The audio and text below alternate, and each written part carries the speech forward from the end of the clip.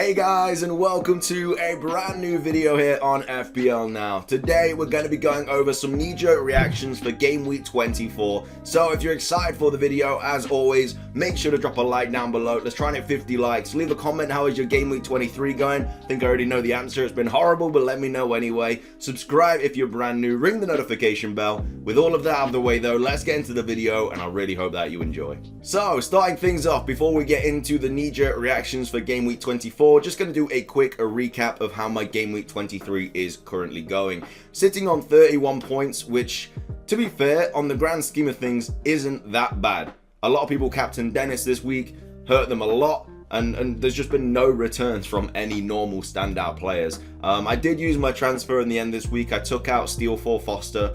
My reasoning behind it was just simply because I wanted two playing keepers, and as well as that, a lot of people own Foster anyway, and if he did play against Norwich and then Burnley, and he did really well, then I was just going to lose so many points in terms of like rank and stuff.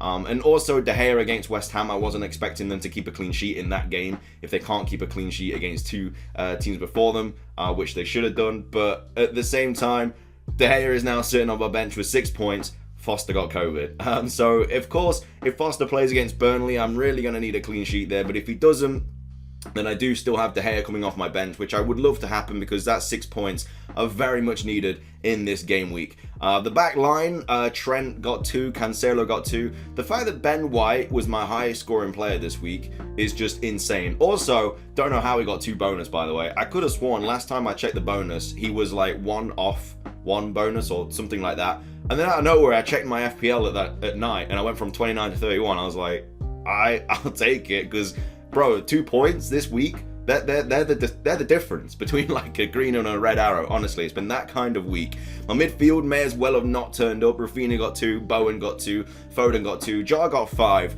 But at the same time, I think we can all agree that that just was not a penalty in the slightest. I mean, I'll take the Jota assist points, and Liverpool were gonna win that game anyway. The penalty was quite late on. Well, they weren't going to win the game, but I mean, it was kind of close to being over. But I mean, I'll take the assist points because I bloody need them.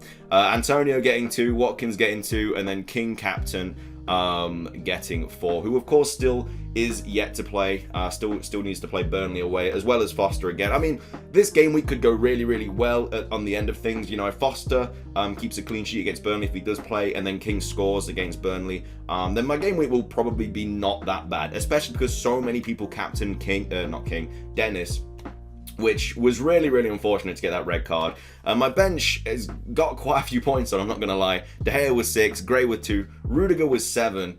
Honestly, I'm just not very good at playing bench players and stuff when I should, because the one week where Rudiger gets a clean sheet after not getting one for ages, and then De Gea gets a clean sheet after not getting one for ages, against 2 okay teams like Tottenham and West Ham, it's just one of those things. So yeah, this game week could have gone really well. If I'd played De Gea and Rudiger, an extra 13 points off the bench would have been so good when everyone's getting like, I think a lot of like the top 100, 200, 300, 10k, everything like that are like below average. Because I think the average is like 30. I'm on 31, but I know a lot of people who captain Dennis and stuff are like sitting mid-20s. So it could have been a game week where I really gamed on everyone, but it is what it is. Hopefully King can do a masterclass against Burnley, and we'll see what happens. I didn't watch the Watford Norwich game, but I've heard things of how bad Watford were.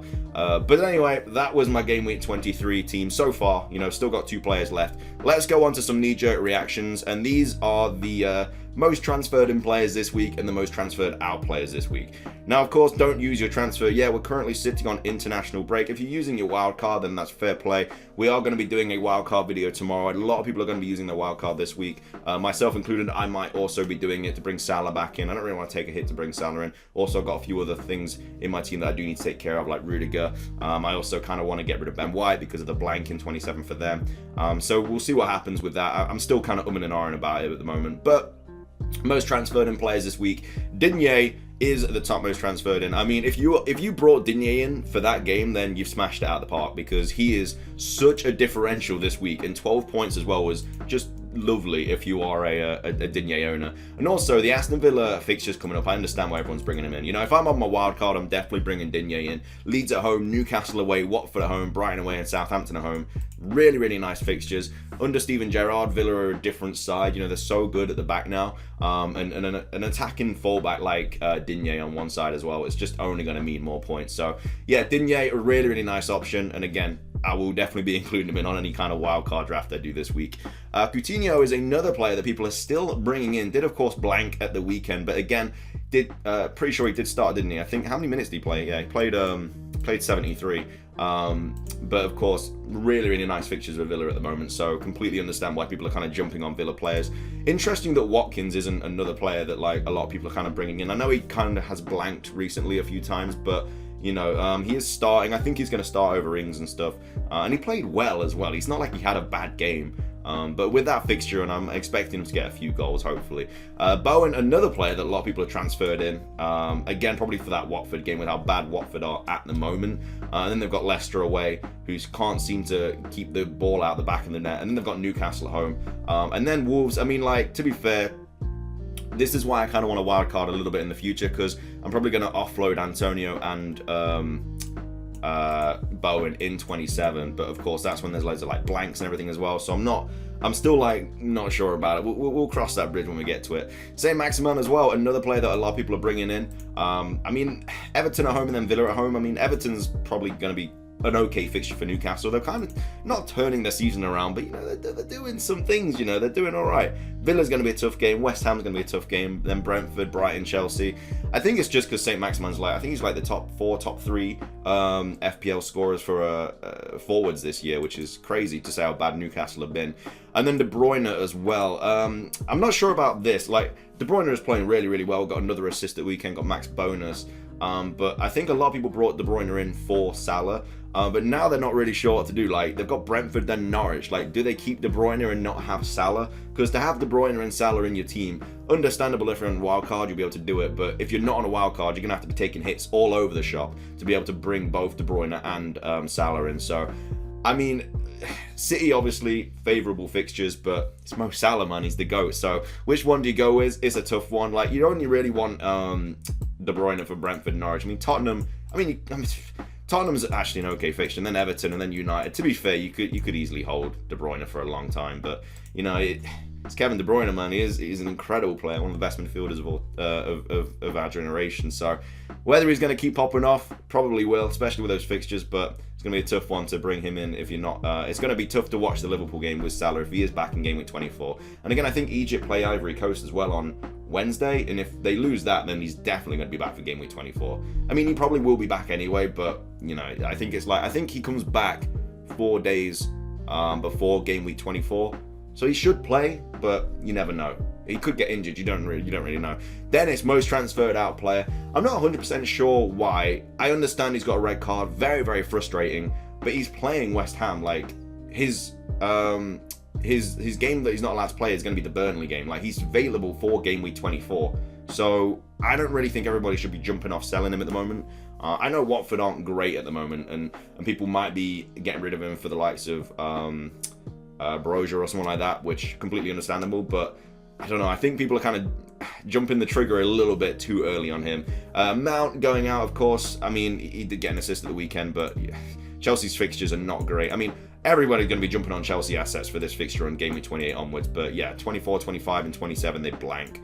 So yeah, Chelsea assets you just need to get rid of. James injured and doesn't play at the moment because of the blanks and because of the injury. So understandable. Rudiger, again, I don't really need to go into detail. Like, Chelsea just are not playing. Like, if you're going to keep Chelsea players in your team, there's going to have to be like really big problems in other spots, because the fact that they're playing once in the next 4 game weeks, you need to get those players out of your team right now. Like, I'm a Rudiger owner.